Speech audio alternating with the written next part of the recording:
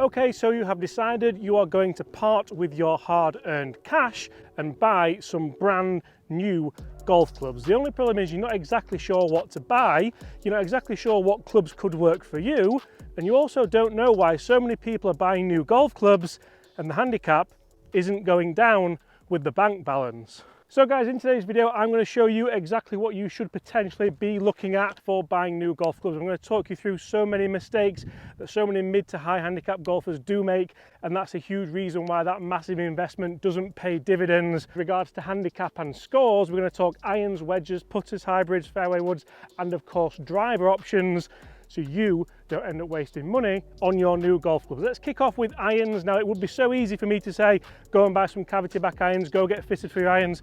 Make sure that you don't just go and buy a set of bladed irons, because that is what so many people generally do. But one of the huge things that I see, and one of the huge factors that can be a problem for people when buying golf clubs, is ego. And I'm not just talking about straight up blades, I'm not just talking about going and buying these brand new Cobra RF bladed irons because they look stunning, which they do, but it's people who go for combo sets because, you know what, in a pitching wedge I can go with a blade, I can probably go blade, pitching wedge 9 iron, 8, maybe even 7, potentially even 6 iron, because I feel like my ball striking's come on quite a lot.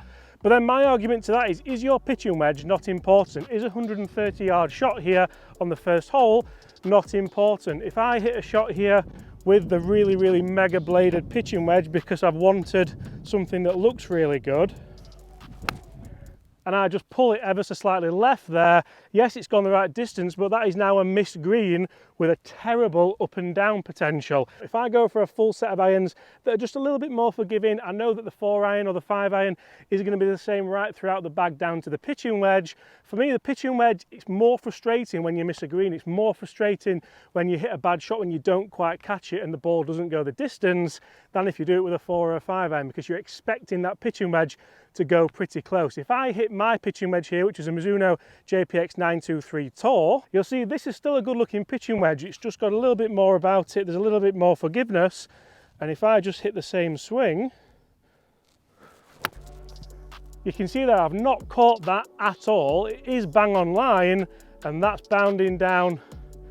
I mean, results speak for themselves. For me, guys, there's a huge misconception there about people who want combo sets of irons. There's not many people in the world who do need combo sets of irons, because forgiveness isn't all about distance control. These two shots have gone pretty much the same distance, but because I've got a tiny bit more forgiveness with my pitching wedge, I managed to keep it a little bit straighter.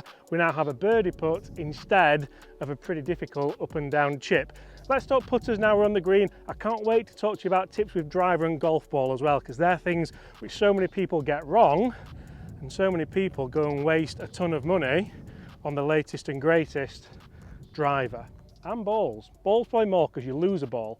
You don't generally lose a driver, do you? Right, putters. So for me, putter is all around making sure you get the correct setup for yourself. You can go and get a toe balance, you can go and get a face balance, you can go and get whatever shape style you like, but for me it has to be two things. It has to be the right length and it has to be the right lie angle. If I were to stand at this golf ball, and I'm only 5'9", I'm not very tall at all. You may be surprised by that, you may not be, but if I have a 34-inch putter, my posture drops and it makes my stroke very inconsistent. So just because you're not the tallest of person doesn't necessarily mean you don't need a 35-inch. On the same hand, you might be very tall, you might prefer a shorter putter because that's how your stroke and your action might help you. But it's really important, even if you're a high handicapper, just to get the basics right. If the length and the lie angle are correct, then generally you're in a really good position here just to make a repeatable stroke. And a repeatable stroke is something which can lead to putts like that. You might not hole them,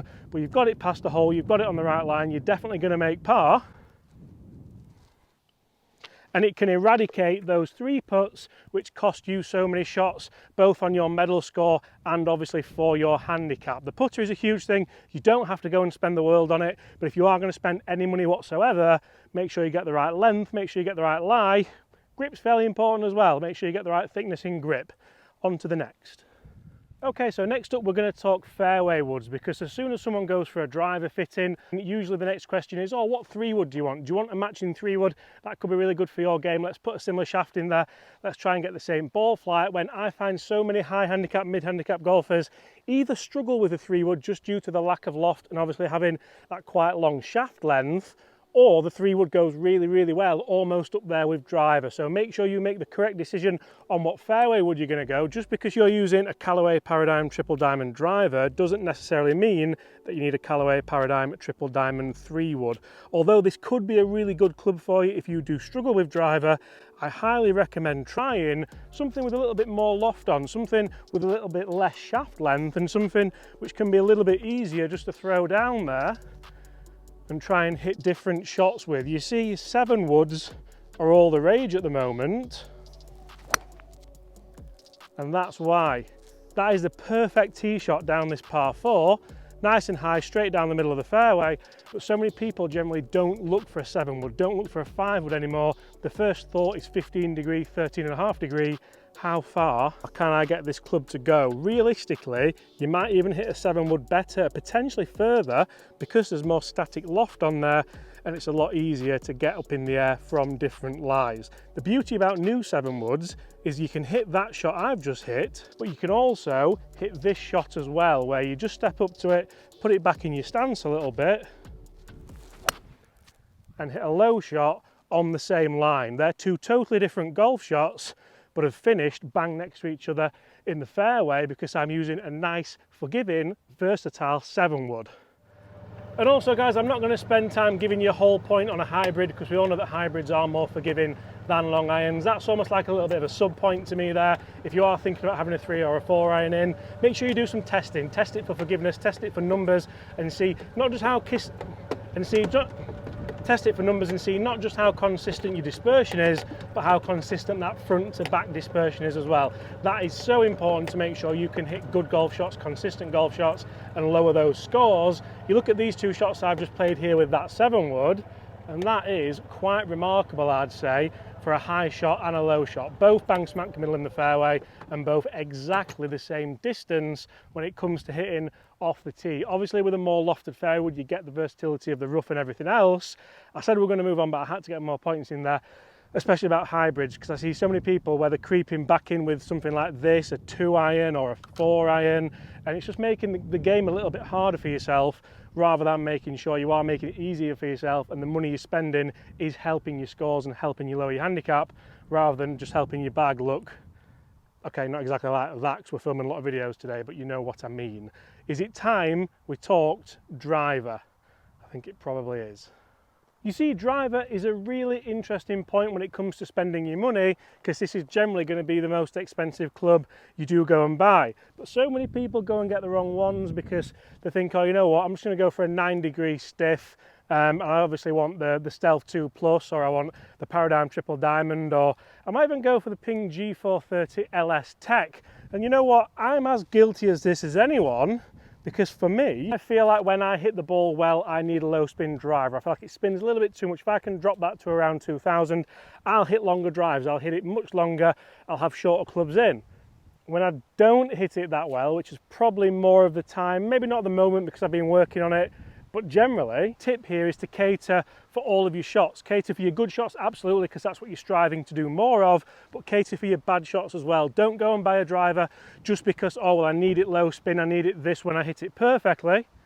When it's windy like today, you might need something like that, or you might need something a bit different. We've got a drivable green over this corner here, and this is the perfect driver for today. Think about what golf course you usually play at, think about what conditions you usually play at, and think about what club you need. That is perfect. Think about what club you need on an off day, because if you have an off day and your driver's not set up for that, maybe something with adjustability would work for you there. If you can move, especially the weights front to back, if you're having a bit of an off day, you can move that heavy weight at the back, you can just square it up a little bit more, you can get that centre of gravity further back and increase MOI just a touch, then that might make it worth spending that extra money on an adjustable driver. Make sure the head cover fits as well. I'm not going to lie to you guys, I'm really excited as to where that drive might have finished, because it was the perfect line and it was well struck. with the TaylorMade Stealth 2 Plus. The final tip I've got is about golf ball, and you might think this is an interesting one. It's not about budget. Golf ball, if you can go and afford good golf balls and you don't mind losing them, oh, I can't see it, that's disappointing. Then, okay, if you lose some like I potentially just done there when you think you've hit a good one, and it does bother you about the price, then you definitely don't want to be kind of worrying about that. Where can that have finished? Because that was a good, we're into the wind, but the point that I'm going to make, do I look in the hole? I can't look in the hole, surely. Where can that be? Well, that's an anticlimax. Where's my ball? Maybe I'm talking about budget, because that, losing a £4 golf ball, is rather annoying, that. Okay, rather annoyingly, we have lost that golf ball. I thought that was really good as well. When it comes to golf balls though, guys, so many people have the wool pulled over their eyes about spin rates, about ball speeds, about launch angles. For me, yes, that is important. If you are spending your money on a driver, you want to make sure the golf ball complements that in its ball flight. But I think there's more shots to be saved by thinking about visual aids that golf balls now have on them. You'll see here we have a load of different ones, and for me, this is one of the best ones. It's a TaylorMade Tour Response with the stripe. Callaway also have the new 360, and we also have like kind of Pix balls and all sorts of different ones. All give different kind of feedback, but for me, what I really like, great throw. But for me, what I really like about these balls is you can use them in your practice as well. So you can use them when you chip in to see if you do get that nice kind of neutral spin axis on your chips, like that one there looked incredible. And I can also use it to help me think about squaring the club face up here. And so if I kind of set my club face open like this or closed at times, it really just kind of helps me think about getting that correct. From there, I can work on keeping that club face nice and square. Again, I can play nice shots. You'll see there, that isn't a urethane ball, that isn't TaylorMade's premium ball, but I've chipped it, it stopped nice and quickly because I've got a nice square face, I'm using the grooves properly, and I'm just playing better. And then obviously we look at other balls like this that do have kind of football emblems on and stuff. I like the visual feedback you get here when putting, because putting feedback is absolutely vital to your stroke. If you can see putts that you pull, that you push, and especially mid-round you can work out potentially what you're doing wrong in your stroke, salvage a round of golf and start holing putts a little bit more often. Guys, thank you so much for watching. Make sure you do smash that subscribe button if you've enjoyed those tips on how you can potentially buy new golf clubs to help improve your game and what mistakes to avoid. Apart from that, guys, I'll see you all. Yes, that did miss, but it was a nice roll. I saw it, I just gave it too much break. That's the feedback I can take onto the next hole tomorrow. Goodbye.